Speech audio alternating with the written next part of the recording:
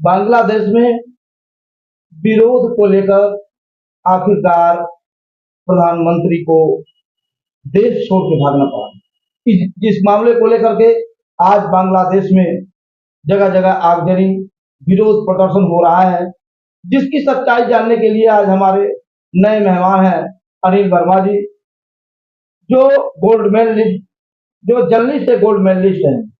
तो लीजिए हम इनकी राय जानते हैं और अपने दर्शकों की इंतजार भी हम पूरा करेंगे कि आखिर मामला क्या है, क्यों वहां अपने देश को छोड़कर भाग आई और इसके बाद क्या होगा। तो भाई साहब बहुत बहुत धन्यवाद हमारे चैनल में। आप सभी लोग को नमस्कार।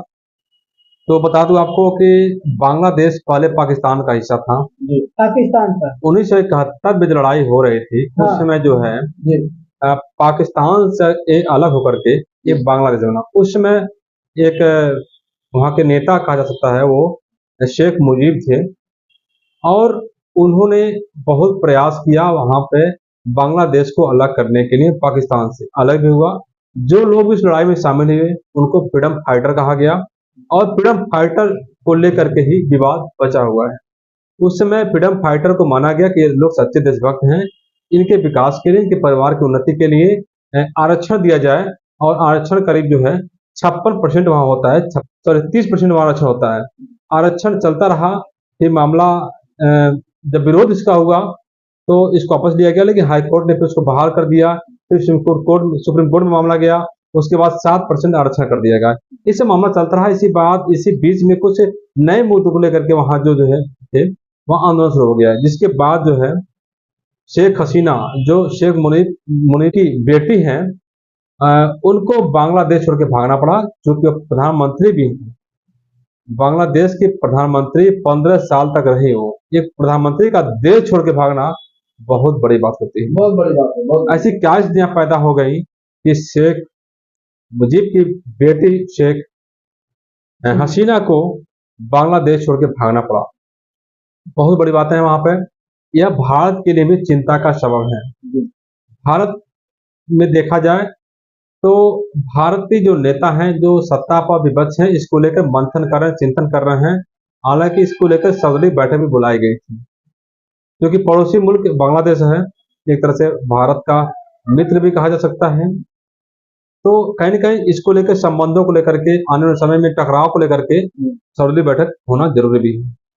लेकिन भारतीय इतिहास को देखा जाए तो भारत में भी ऐसा कभी नहीं हुआ है कि किसी प्रधानमंत्री को देश छोड़ के भागना पड़ा। लेकिन पहला चांस बांग्लादेश में हुआ है। इसके पहले श्रीलंका में भी विद्रोह हुआ था, वहां भी इस घटना घटी थी। अब बारी आ गई बांग्लादेश की। भारत में ऐसी नौबत नहीं आएगी, क्योंकि यहाँ बहुत लोग सूझबूझ के साथ रहते हैं। लोग कयास लगा रहे हैं कि क्या मोदी जी भी कोई ऐसी नौबत आएगी, क्या यहाँ भी आरक्षण को लेकर के विवाद होगा, क्योंकि लोकसभा चुनाव में देखा गया आरक्षण बड़ा मुद्दा था, संविधान खत्म करने के बाद चल रही थी। ऐसी बातें वहां पर बांग्लादेश में हुई थी। लेकिन भारत की स्थितियां दूसरी हैं। यहाँ विपक्ष और पक्ष दोनों सूझबूझ से काम लेते हैं। यहाँ न कोई भागने वाला है, न कोई भगा सकता है, क्योंकि नरेंद्र मोदी जो प्रधानमंत्री हैं वो भी काफी सुलझे हुए व्यक्ति हैं। स्थितियों को समझ जाते हैं, परिस्थितियों को समझ जाते हैं, अपने आप को ढाल भी लेते हैं। ऐसी नौबत नहीं आएगी। आरक्षण भारत में कभी खत्म नहीं होगा, संविधान कभी खत्म नहीं होगा।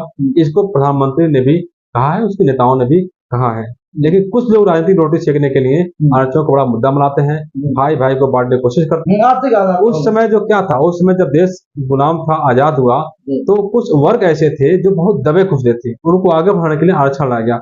हालांकि आरक्षण अभी भी बहुत जरूरी है, आगे भी जरूरी है, क्योंकि आरक्षण की बदौलत जो दबे कुचले हैं वो समानता में आते हैं। अभी आप देखेंगे बहुत सी जगह ऐसी घटनाएं आती हैं इंडिया में ही, किसी ने कहीं कुछ पानी पी लिया या कुछ टच कर दिया तो उसको भेद दृष्टि देखा जाता है। उस जात विशेष को अपने थाली में खाना नहीं खिलाया जाता है। क्या है? छुआछूत है, अंधविश्वास है। ये खत्म होगा। ये तभी खत्म होगा जब यहाँ पर शिक्षा का स्तर बढ़ेगा। लेकिन बात हो रही है बांग्लादेश की, तो बांग्लादेश की स्थिति अभी और बिगड़ सकती है, क्योंकि अभी वहाँ हिंसा का रूप ले चुका है। जो भारतीय जो वहाँ गए थे उसको भारत बुला रही है, लेकिन अभी बहुत लोग फंसे हुए हैं, वहां पर हिंसा हो रही है, तोड़ फोड़ हो गया है। तो वहां जो लोग रह रहे हैं उनके लिए बहुत ही संकट भरा समय है। और शेख हसीना बताया जा रहा है कि भारत में आ गई हैं।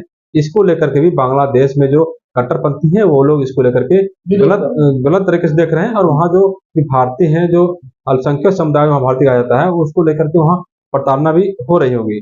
ये मैं पुष्टि नहीं कर सकता, लेकिन भारत की सरकार को चाहिए कि जितने लोग फंसे हुए हैं बांग्लादेश में उनको वापस बुलाए, और जो धर्म जात की राजनीति होती है, आरक्षण की बात होती है, इस मुद्दे पर बैठ के गहनता से विचार किया जाए। क्योंकि आरक्षण मतलब क्या है? नौकरी, नौकरी में आरक्षण, चुनाव में आरक्षण, ठीक है, लेकिन नौकरी क्या है? बेरोजगारी भी।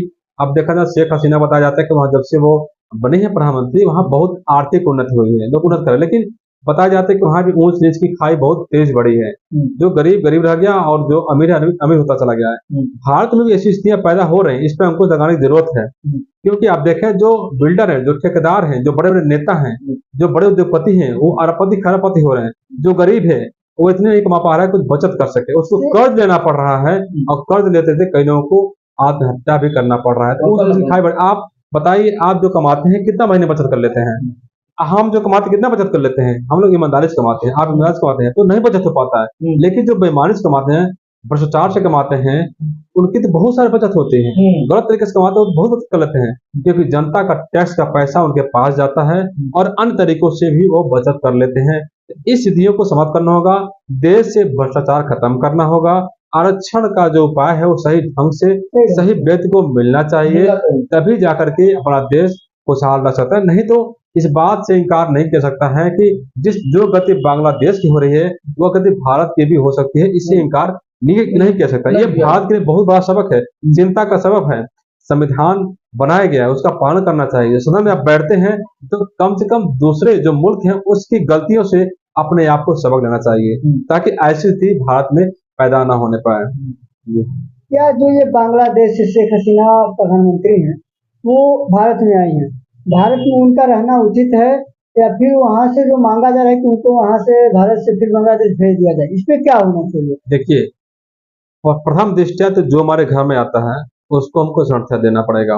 वो बाद की बात है कि क्यों भगा, क्या उद्देश्य था, गलत आदमी था कि सही आदमी था, ये तो बात हुआ। लेकिन पहले जो आपके समझ में आता है उसको बैठा के चाय पानी करके शांत किया जाता है। भारत में तो लेकिन शेख हसीना आती है तो भारत जो है एक अच्छा देश है, यहाँ पे दोस्तों का भी सम्मान है, दुश्मनों का भी सम्मान है। पाकिस्तान आंखें तरेरता है, फिर भी भारत उसके प्रति जो दया भावना रखता है।